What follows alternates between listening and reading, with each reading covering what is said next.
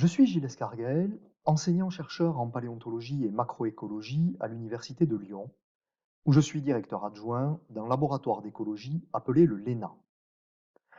Dans le cadre de la semaine des géoparcs 2020 et des contraintes imposées par la pandémie en cours, je vous propose de découvrir aujourd'hui un des plus extraordinaires et des plus célèbres ensembles de gisements paléontologiques au monde, un ensemble inclus au sein du géoparc des Causes du Quercy, labellisé par l'UNESCO en 2017. En effet, au cœur du parc naturel régional des Causes du Quercy, le géoparc des Causes du Quercy regroupe plus de 200 gisements paléontologiques connus à ce jour, ensemble formant une des 4 régions fossilifères les plus riches au monde, à côté du grand bassin sédimentaire du centre des États-Unis, du désert de Gobi en Mongolie et de la région de Riversley en Australie. Ce trésor paléontologique est connu depuis la fin du XIXe siècle sous le nom de phosphatière du Quercy, une appellation liée aux exploitations minières de phosphorite qui ont permis de le découvrir.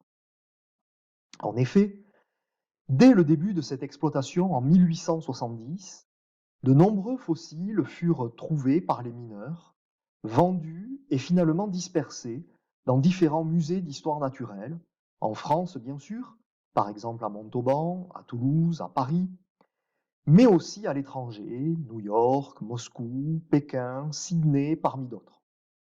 En un peu plus d'une vingtaine d'années d'exploitation minière, des centaines de phosphatières furent ainsi vidées de leur contenu, et donc de leurs fossiles, pour la plupart détruits dans les broyeurs de minerais. Mais d'où viennent donc ces fossiles retrouvés dans les phosphatières du Quercy? Un peu de géologie est ici nécessaire. Il y a 170 millions d'années, en plein cœur de la période jurassique rendue célèbre par Steven Spielberg, la région du Quercy était entièrement recouverte d'un vaste lagon tropical. Au fond de cette mer, plusieurs centaines de mètres de boue carbonatée se sont lentement déposés et consolidés, formant ainsi une épaisse couche de calcaire. Au gré des mouvements tectoniques, cette couche de calcaire va finalement émerger 80 millions d'années plus tard, durant le Crétacé, donnant ce qui constitue aujourd'hui le plateau calcaire des Causes du Quercy. Et forcément, qui dit causse dit karst. De fait, dès le début de l'ère Cénozoïque et durant toute la période paléogène, c'est-à-dire d'environ 65 millions d'années avant le présent jusqu'à 25 millions d'années avant le présent, un gigantesque réseau karstique actif va se développer. Ce large complexe de dolines, d'avennes et de grottes reliées entre eux et drainant les eaux de pluie va constituer autant de pièges naturels où vont s'accumuler et se conserver les êtres vivants et mourants à la surface du plateau. Petit à petit, et les unes après les autres, ces grottes vont entièrement se remplir d'argile venue de la surface, argile contenant de fait de très nombreux fossiles diversifiés, des vertébrés, tels par exemple les mammifères, les oiseaux, les lézards et les serpents, les tortues, les grenouilles, les salamandres et les tritons, mais aussi des insectes et même des graines de plantes.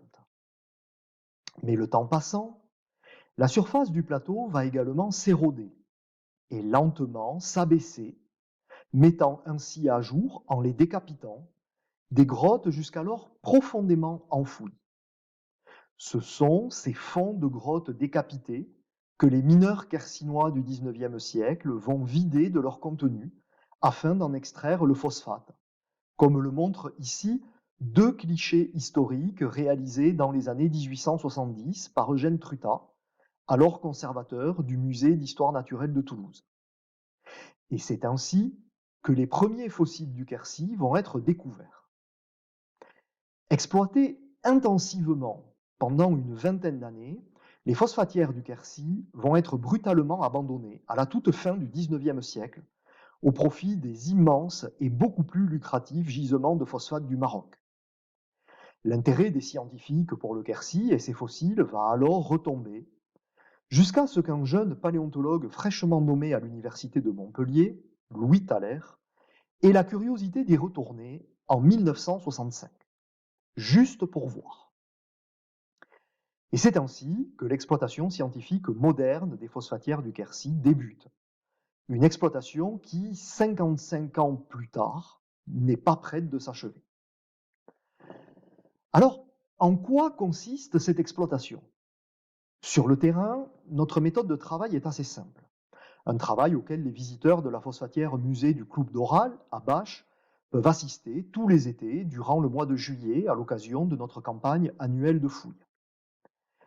Explorant systématiquement toutes les phosphatières exploitées à la fin du XIXe siècle, nous prélevons des argiles fossilifères, soit dans les déblais des exploitations minières, soit directement en place, au fond des grottes. Les sédiments prélevés sont d'abord séchés, puis lavés à l'eau afin de séparer les argiles des fossiles. Le tout est ensuite tamisé à la maille d'un demi-millimètre afin d'éliminer les argiles. Puis, les refus de tamis sont séchés et finalement triés sous la loupe binoculaire. Les fossiles sont alors observés, comparés, décrits, classés et finalement identifiés à l'image de ces différents ossements de dents, de grenouilles, de lézards, d'oiseaux, de marsupiaux, de carnivores, de rongeurs ou encore de chauves-souris, pour ne donner que quelques exemples. Parfois, ce sont des squelettes entiers qui sont retrouvés, comme ce squelette d'un petit ongulé appelé caïnotère, dont plusieurs centaines d'individus ont été exhumés d'une phosphatière découverte en 2016. Enfin, à côté de ces fossiles de vertébrés, de nombreux fossiles d'insectes et de graines de plantes sont également récoltés. À partir de l'ensemble des informations recueillies, il devient alors possible de dater la phosphatière, c'est-à-dire de déterminer l'âge géologique des fossiles qu'elle contient. Une datation qui nous permettra en retour de mieux comprendre l'évolution des espèces correspondant aux fossiles retrouvés et nous donnera finalement des informations sur les écosystèmes au sein desquels ces êtres vivants interagissaient et évoluaient. De fait, depuis plus de 50 ans désormais, ce sont environ 200 phosphatières dont le contenu paléontologique a pu être ainsi étudié. Un véritable travail de fourmi basé sur l'analyse de millions de fossiles et représentant plusieurs centaines de milliers d'heures de travail. Les plus anciennes de ces phosphatières livrent des assemblages fossiles datés d'il y a 50 millions d'années et les plus récentes d'il y a 20 millions d'années, dessinant ainsi l'histoire de l'évolution de la faune et de la flore quercinoise durant une trentaine de millions d'années. Et cette histoire est riche d'enseignements, notamment en termes de relations entre changement climatique et biodiversité, ce que je vais maintenant illustrer à partir de l'étude des mammifères. En effet, l'intervalle de temps couvert par les phosphatières du Quercy, souligné ici en gris, inclut un moment majeur de l'histoire climatique de notre planète, la transition entre l'Éocène et l'Oligocène, il y a près de 34 millions d'années, un moment où la Terre passe d'un climat globalement très chaud et humide à un climat globalement beaucoup plus froid et sec. Pour le Quercy, ce changement climatique global se traduit par la disparition des forêts tropicales caractéristiques de l'Éocène et leur remplacement à l'Oligocène par des prairies plus ou moins arborées, caractéristiques d'un climat plus froid et plus aride. Concernant la diversité des mammifères vivant dans la région, ce changement climatique n'a pas de conséquences importantes, la diversité tendant même à très légèrement augmenter lorsque le climat se détériore. En revanche, concernant la diversité des écosystèmes locaux, c'est-à-dire à l'échelle de quelques kilomètres carrés seulement, ce changement climatique est vraiment catastrophique, aboutissant à une division par 2 ou 3 de la diversité locale moyenne.